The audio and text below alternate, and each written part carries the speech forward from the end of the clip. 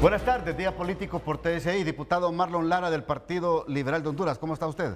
Muchas gracias, Matute, por la invitación. Un saludo a mi colega Bartolo Fuentes y bueno, listos para responder las inquietudes. Perfecto. Diputado Bartolo Fuentes de Libertad y Refundación, ¿cómo está usted? Muy buenas tardes, muchas gracias por la invitación.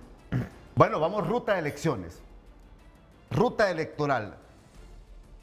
¿Todo está listo para este proceso electoral? Es primero el 9 de marzo y después las elecciones generales de noviembre, doctor Marlon Lara. Por parte de los movimientos políticos todo está listo, se está en el proceso de capacitación para las personas que van a ir a mesas electorales. Como diputados aprobamos el presupuesto que nos solicitó el CNE, 1.492 millones de lempiras. Se ha licitado lo que es la biometría y la transmisión de los datos. Ahora falta licitar, tengo entendido, lo que es la auditoría que va a llevar a cabo esos procesos de verificación. Y en el 18 de enero se abre ya legalmente el proceso para que los movimientos políticos puedan abrir sus campañas publicitarias y hacer eventos públicos sin ninguna limitante porque se actúa conforme la ley. ¿Falta hacer algo en el Congreso Nacional aún? Bueno, estaba escuchando a los consejeros del CNE diciendo que ocupaban otros recursos para poder cumplir con todo lo que es la biometría. Entonces, ese presupuesto esperamos de que nos lo envíen y ver de qué partidas se pueden tomar esos recursos para que el CNE pueda cumplir con la transparencia que todos queremos en este proceso electoral. ¿No hay ningún obstáculo, Bartolo Fuentes? ¿Todo está en ruta a elecciones? Bueno, yo creo que los que tienen que prepararse más son los que vamos a competir, claro, porque yo voy también participando. Para hoy es 8, ¿no? Sí. ¿Verdad? Estamos esperando las resoluciones del Consejo Nacional Electoral sobre las alianzas, pero según me he informado, en el Partido Nacional no hay alianzas, tampoco en el Partido Liberal. Y en el Partido Libre hay cerca de 20 alianzas, de las cuales 10 las tenemos en el departamento de Lloro. Entonces, ya después de eso, ya queda definido, quedamos esperando que elaboren la papeleta. Y con esa papeleta, entonces ya sabrá la gente cómo es que va a votar a escoger sus precandidatos para votar por ellos y sacar pues esa selección, se puede decir, de cada uno de los partidos, que es la que va a ir en noviembre a competir representando cada uno de los partidos, de los 3, ¿verdad? Porque hay que acordarse que otros partidos no participan en elecciones primarias, pero sí participan en las elecciones generales, sino que escogen los candidatos de otra manera, ¿verdad? Y directamente escriben ya sus planillas para las elecciones generales, que creo que esto va a ser en mayo o algo así, ¿no, Marlon? Nosotros ya quedaremos, quedaremos esperando que saldremos electos, ya quedaremos al salir de las primarias, ya quedan las planillas listas para, inscritas se puede decir, para participar en las generales. Los otros partidos tienen que presentar esa planilla y llenar los requisitos. Bueno, pero ¿por qué es automático? Los que participamos, automáticamente ya no hay que inscribirse, sino que el CNE hace la inscripción de manera automática. Sí. Ahora, les pregunto a ambos, ¿pero por qué la abogada Maribel Espinosa le dice a la oposición que estén atentos, muy atentos, para que no peligren las elecciones en Honduras? Bueno, yo creo que las elecciones internas están encaminadas, no va a haber ningún atraso. Después de eso siguen las elecciones generales. A los hondureños nos gusta la democracia, nos gusta participar. Y yo creo que todos, inclusive el gobierno, tiene que ser claro ante el pueblo hondureño en decir de que las elecciones nada las va a detener, porque y es un mandato constitucional estos procesos electorales y además el garante de que la alternancia en el poder es las Fuerzas Armadas. Así que yo creo que no tenemos por qué tener temor de que no vaya a haber un proceso electoral. Es una exigencia, no solamente el pueblo hondureño, la comunidad internacional vela porque estos procesos se lleven a cabo con transparencia. No solo velan, también apoyan con recursos y también apoyan con observadores. Bartolo. Bueno, yo creo que sí puede haber alguna gente interesada en que se interrumpan las elecciones, pero esas voces creo que no van a tener eco. La verdad que interrumpir este proceso electoral sería un daño terrible para el país. Hay que dejar que se siga el proceso. Vamos a las primarias. Las candidaturas presidenciales en el Partido Nacional más o menos está definido, aunque no es tan claro. En el Partido Liberal pues hay una contienda, ¿verdad? Aunque yo creo que ahí más o menos está la tendencia.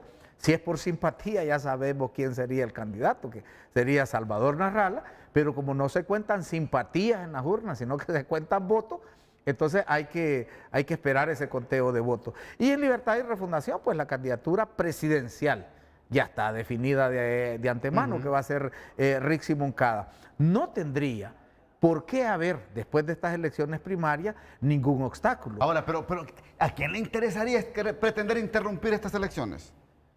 Bueno, algunos sectores que no se sienten confiados en que ellos pudieran, ¿verdad?, ganar este proceso electoral. Y me quiero referir particularmente al Partido Nacional, que sabe que no se va a recuperar, ¿verdad?, después de esa danada de golpes que ha tenido, no va a poder obtener ni siquiera el 1.000.000 de votos que hace mucho tiempo obtuvo de manera real, ¿verdad? Entonces, para ellos interrumpir el proceso sería ganancioso. Para el Partido Liberal, que está esperando pues, llegar nuevamente al poder de ejecutivo, ¿verdad? O para el Partido Libre, que nos sentimos confiados de que volveremos a ganar, no hay ningún interés en que se interrumpa el proceso.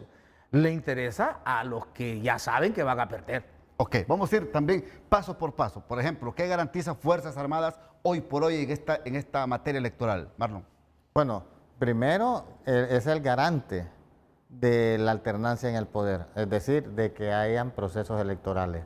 Es el garante del traslado del material electoral a los centros de votación y luego devolver ese material electoral al Consejo Nacional Electoral, a las bodegas, para que aquellos urnas donde hay discrepancias puedan ser contabilizadas.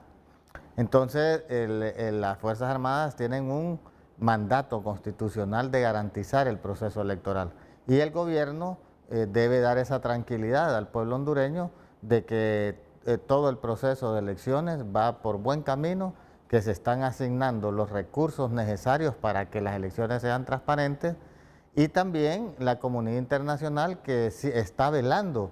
Recuerda que, por ejemplo, la Organización de Estados Americanos, una de sus funciones es para que se asente la democracia en todos los países pertenecientes, y después ellos también mandan observadores, así como lo manda la Comunidad Económica Europea, y creo que al hondureño le gusta el proceso electoral. Desde el 1980, que fuimos a elecciones para elegir la Asamblea Nacional Constituyente, que redactó nuestra Constitución y que ganó en aquel momento el Partido Liberal, a los hondureños nos gusta el ejercicio democrático y que hay que mejorarlo, en eso estamos de acuerdo. Ahora, en el transcurso o cuando ya pasen las elecciones primarias en el país, yo le pregunto a Bartolo, ¿es correcto que siga siendo ministra de Defensa la abogada Rixi Moncada o tiene que renunciar para que en el proceso electoral general, bueno, se visualice de otra manera?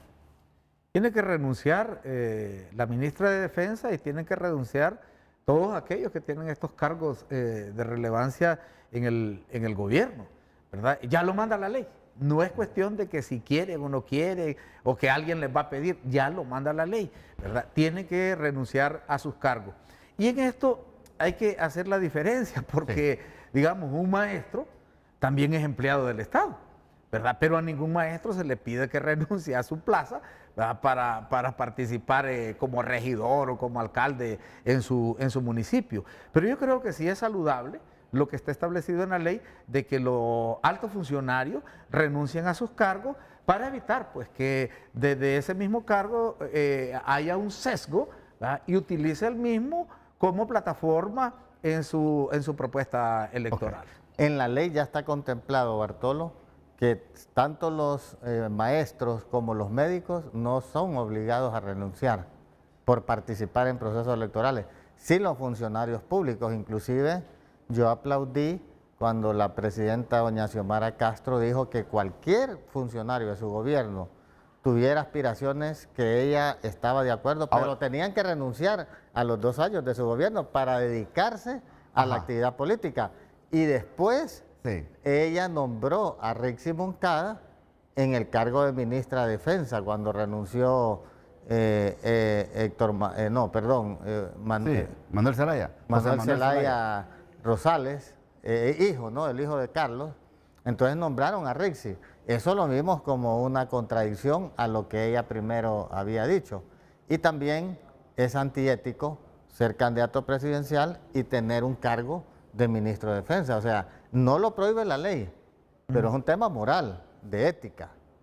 Sobre todo la suspicacia que va a representar en este proceso electoral que tú sabes que un mes antes de las elecciones, en febrero, pasan las Fuerzas Armadas a ser parte del CNE. Del CNE. Entonces, pero ahí la suspicacia, pero ok, hay una persona que está participando y esta persona está al mando de las Fuerzas Armadas y ella va a tener el traslado del material electoral. Bueno, es un tema de discusión. Ya voy a la pausa para que me reaccione sobre este mismo tema. Aunque yo soy partidario también, ustedes deberían de renunciar. ¿Tiene? Ustedes, los diputados. Es que sería una contradicción. No, permítame. Es una contradicción. Permítame, y yo le garantizo que mi auditorio va a estar pensando lo mismo. Dejen a sus suplentes, hombre. Y tiene lógica, sí. Que se vayan los propietarios. Si pero los también los propietarios aspiran a reelegirse, Marlon, váyanse ustedes, dejen los cargos y dejen a los propietarios. También los alcaldes estarían... Los alcaldes y que dejen a los vicealcaldes y ustedes dejen a los suplentes. Pero fíjate que es una contradicción a la ley. Y te voy a explicar por qué. Lo hablamos después de la pausa. Bueno, yo lo decía antes de irme a la pausa. Bartolo está de acuerdo conmigo. Que también los diputados propietarios que aspiran a reelegirse, que se vayan, hombre, dejen su cargo, ¿cuál es el problema? Y dejen a los suplentes, pero usted dice que entraríamos en una contradicción a la ley. Sí, porque la ley electoral dice que toda persona que es electa a un cargo de elección popular, si renuncia a ese cargo, es penalizado con 10 años de sanción, o sea, no puede participar. Entonces la misma ley te obliga a cumplir tu mandato, a menos que te quieres retirar, así como lo hizo, por ejemplo, Oscar Álvarez, que fue electo diputado y renunció. Él tiene 10 años de sanción. Pero como usted me dijo ya a ratos, que por ética y por moral deberían de hacerlo. Lo que pasa, ahora te voy a decir por qué la ley dice eso, porque un funcionario público, un ministro maneja presupuesto.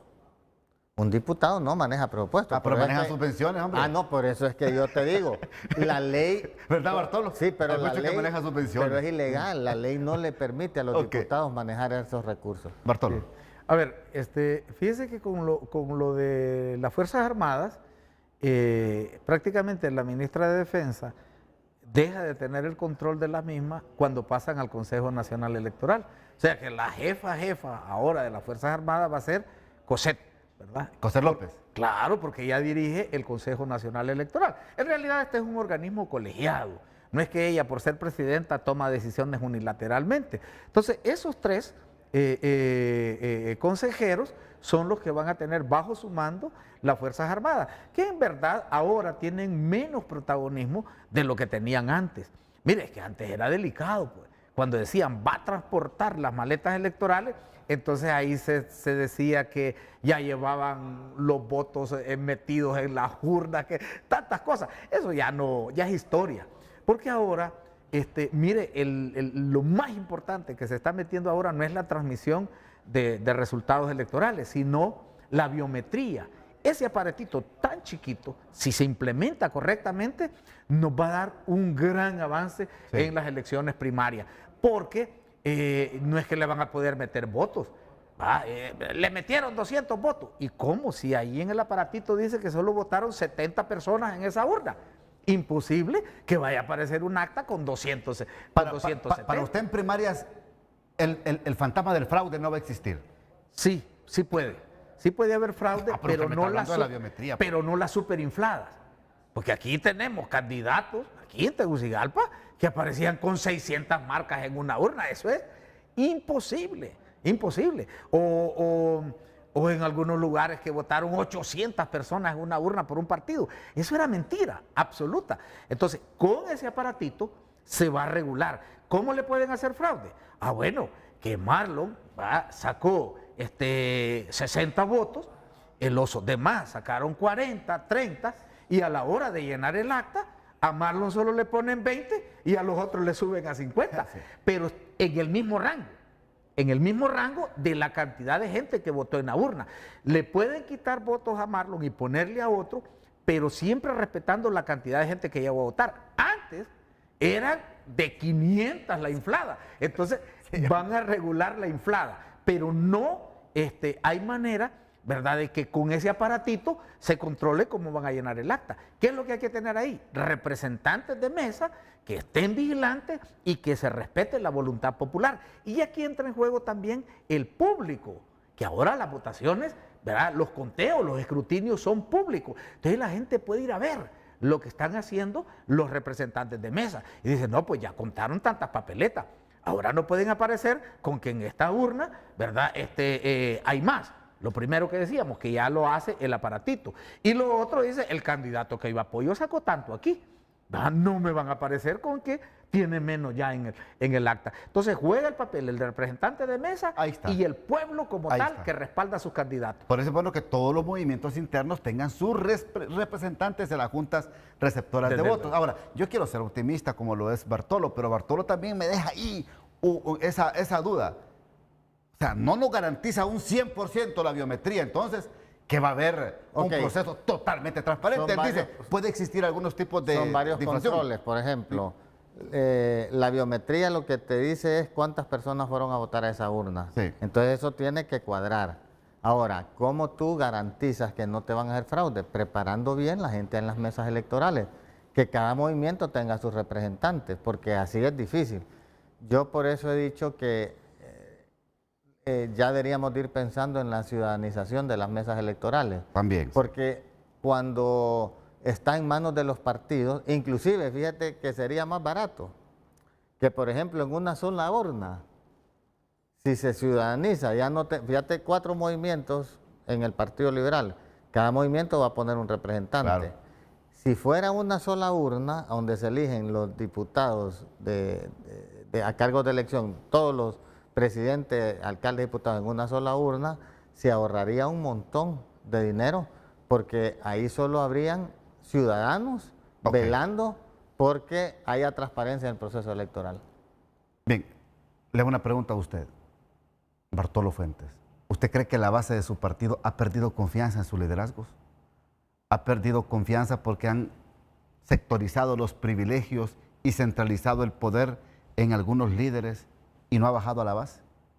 Solo contésteme en 10 segundos, porque quiero presentar algo.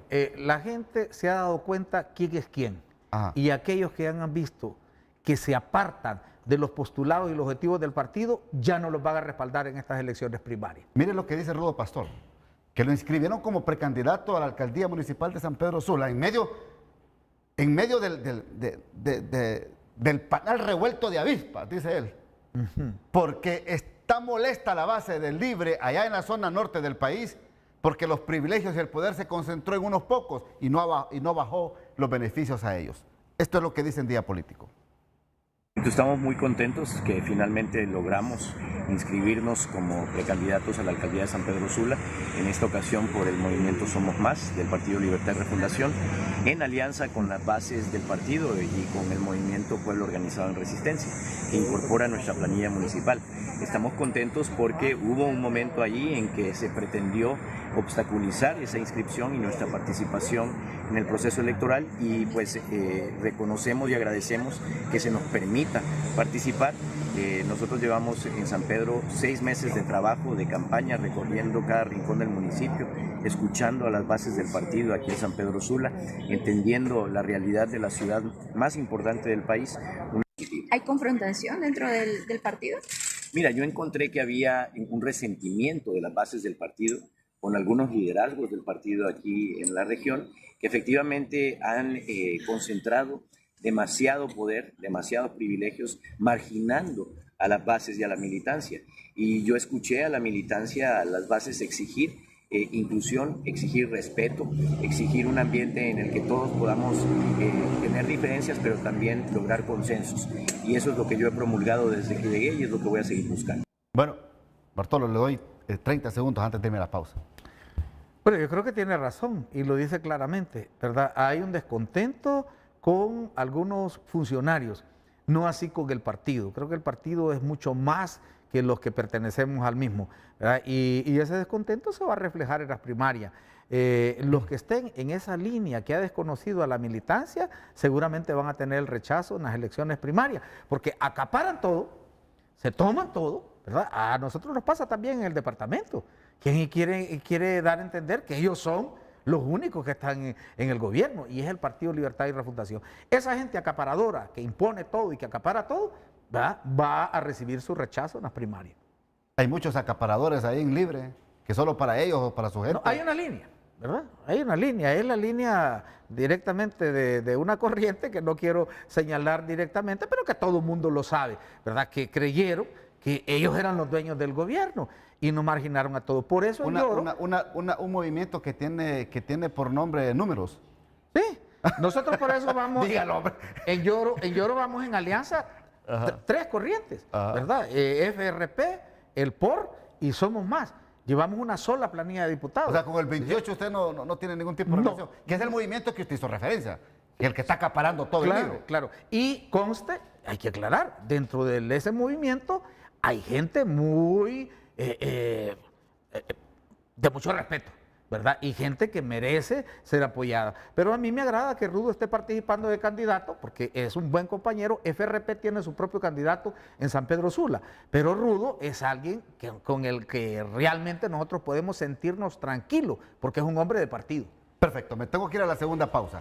¿Cómo queda el Congreso Nacional? ¿En deuda con nosotros los hondureños en cuanto al tema de procesos electorales primario y general de este año? Ustedes me responden.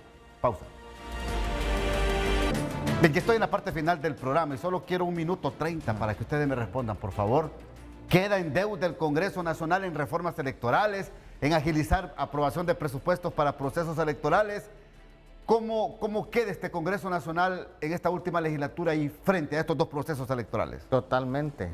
No se tocó la reforma electoral, ya estaba consensuada, pero esas reformas electorales hay que hacerlas al inicio de un gobierno para que no se contaminen con los procesos electorales. Y eso es lo que, digamos, antes Libre quería reformas electorales, hoy ya no las quiere. Antes el Partido Nacional boicoteaba las reformas electorales, hoy las quiere. O sea, cuando estás en el poder tenés una posición, cuando estás en la llanura tenés otra. Entonces, por eso, iniciando un gobierno hay que hacer esas reformas electorales. Pero no solo quedamos en deuda con las reformas electorales, quedamos en deuda con un montón de leyes que el país necesita impulsar para beneficiar al pueblo hondureño. Lamentablemente, como lo hemos venido diciendo, el Congreso Nacional no se eligió por parte de los diputados. Yo excito al pueblo hondureño a que siga votando como lo hizo en las elecciones generales pasadas. Le dio un mandato contundente a Libre en el Poder Ejecutivo, pero le dijo: aquí te pongo las trancas en el Congreso. La mayoría en el Congreso es de oposición. No se respetó, la oposición votó por una persona para que fuera presidente del Congreso, pero Libre impuso uno a la fuerza. Entonces hoy este Congreso no tiene la legitimidad ni la capacidad de diálogo, por lo cual hemos sido catalogados como uno de los peores congresos en cuanto a producción legislativa.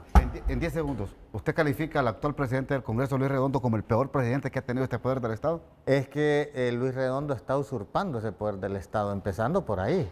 Entonces, al usurpar un poder del Estado, él cometió un delito y no tiene la capacidad de diálogo para poder lograr los consensos con las bancadas de oposición. Bartolo. Bueno, yo he estado en 2 congresos y yo hago la comparación. Este congreso es muy diferente a todos los que hemos tenido antes.